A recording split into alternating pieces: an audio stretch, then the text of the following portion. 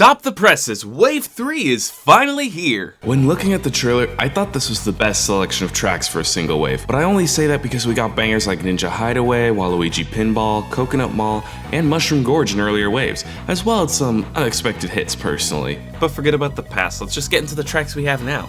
As with previous waves, we got 8 tracks with this one within the Rock and Moon Cups. The fact that Rock Mountain in the Rock Cup and Rainbow Road is in the Moon Cup is a little bit on the nose to me, but I keep getting distracted from the point. The first course revealed was Wii Maple Treeway, then 3DS Rainbow Road, GBA Boo Lake, Tour Berlin Byways, 3DS Rock Mountain, and DS Peach Gardens, which was announced earlier, Tour London Loop, and Merry Mountain, which was announced alongside Peach Gardens. At this point, I've played through the tracks a few times and had a chance to see what they're like as a part of 8 Deluxe, so let's get into it. Tour London Loop opens the Rock Cup, and is a little underwhelming if you ask me. Now, I do like that the route changes each lap, the foggy atmosphere, and I especially like seeing the chain chomps go loose in the final lap. That is awesome. Who would have guessed they'd learn how to swim? I also find it neat how the laps are different lengths, with a longer final lap that throws you into the chaos of wandering chain chomps. It looks a lot like it does in Tour, but it certainly has been updated graphically a fair bit. However, it's not a great track in my opinion.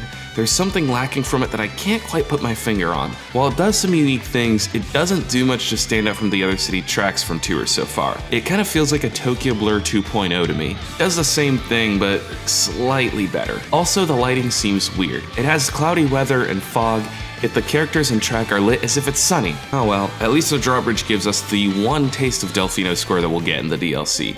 GBA Boo Lake, a recent addition to Tour, and now we get it in Mario Kart 8. Now Twisted Mansion isn't the only spooky track in the game. I'm really glad that the developers for Mario Kart 8 have, in general, revamped the Super Circuit tracks significantly, giving them new life and having them fit better within newer tracks. I went back to Mario Kart Tour just to play this track, and I could tell that it was definitely made with Mario Kart 8 in mind. It just felt weird in Tour to me. But man, this is an improvement from Mario Kart Super Circuit. Yeah, still flat in some areas, but it has anti-gravity, an underwater portion, and while it's a bit blocky, it works well since it's basically one long dock. They're flat anyways. This iteration of the track corrects one of the critical mistakes that the original Boo Lake made. There is no lake, but now that there is, we can drive through it. Also, I like how Peach's Castle is just kind of hanging out in the background.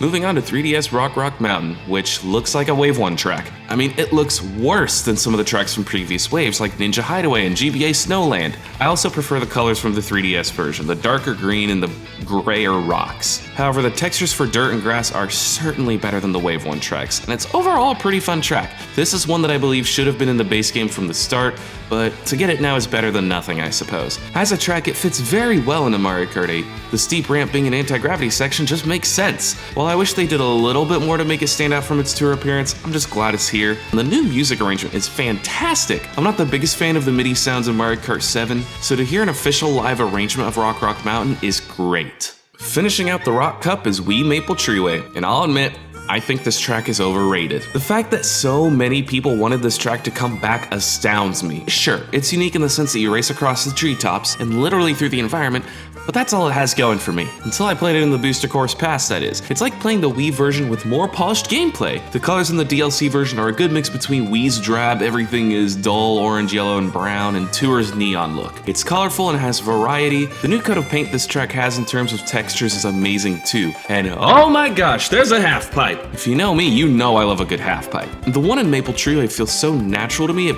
boggles me that we didn't get half pipes in Mario Kart 8 until now. For me, this is the definitive version of Maple Treeway since it brought back the half pipes, looks fantastic, and doesn't have the weird net that it did in Wii. The only thing that throws me off about the track is the presence of low poly trees in the background. Sorry to ruin that for you guys. Now we move on to the Moon Cup, which starts us off with Tour Berlin Byways, and this is by far the better city track of Wave 3. Hearing the live brass and the new musical arrangement gave me chills the first time I played this track in Mario Kart 8. It's not as long or confusing as London Loop, and I think the length serves this one better. It looks great, it plays great, and I like how you drive into the losing racers from the side, which is not something previous Mario Kart tracks have done. I also like the small Bahnhof section of the track, reminds me a little bit of Super Bell Speedway. And the Berlin Wall just repeatedly falls as it's now partially made out of whomps. Who would have thought such an important historic moment would become a part of the Mario Kart universe? Berlin Byways has a lot going on, but unlike London Loop, it makes you want to come back. The replay value of Berlin Byways is some of the best in the Booster Course Pass. Then there's DS Peach Gardens.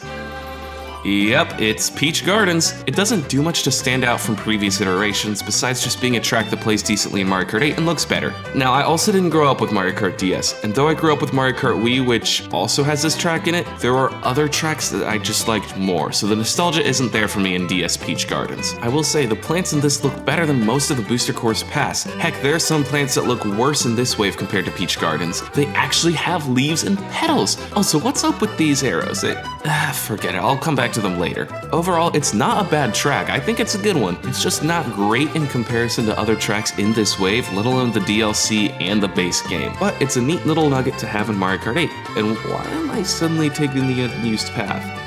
Wait a minute, we're going the wrong way! I take back everything I said about this being a mediocre track. The final lap is a great way to change up the pace. We've never been able to race on the unused path, not even in Tour. I love the glider ramp they add in the final lap. Now I can fly directly through Luigi's nose. I'm really glad Nintendo did this on the final lap. Otherwise, it'd be a weaker track in the DLC, especially for Wave 3. But now we have Merry Mountain, and it is one of the best looking tracks in Wave 3, if not the entire Booster Course Pass. The texture's great, the color's great, the model quality great, and once again, we have the return of half pipes. Like Rock Mountain, Merry Mountain has an anti-gravity section that just makes sense for the track. And yeah, it has a somewhat basic layout compared to the other Mario Kart tracks, but it doesn't matter because the vibes are immaculate.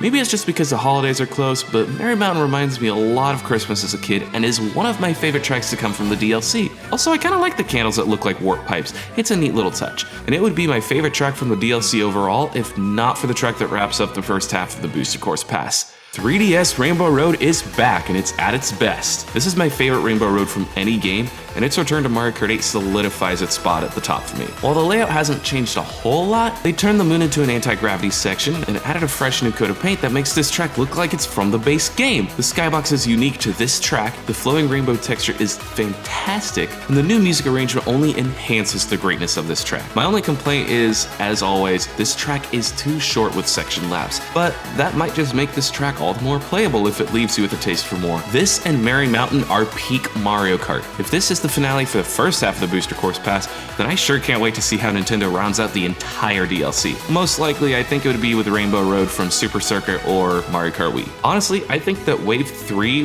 really rounds out the first half. Like, seeing all the tracks next to each other, it just looks great. Like, it feels so much more whole than getting like one wave or two waves. Having the first three makes it feel a lot more whole to me. Wave 3 is by far the best wave released so far. As of now, I think that Wave 1 and Wave 2 are on par with each other. They both have their strengths and weaknesses, but Wave 3 blows them out of the water. And it's always nice to just have a little bit more Mario Kart. It's a nice break from me trying to unlock Gold Mario in the base game. 200cc will be the death of me.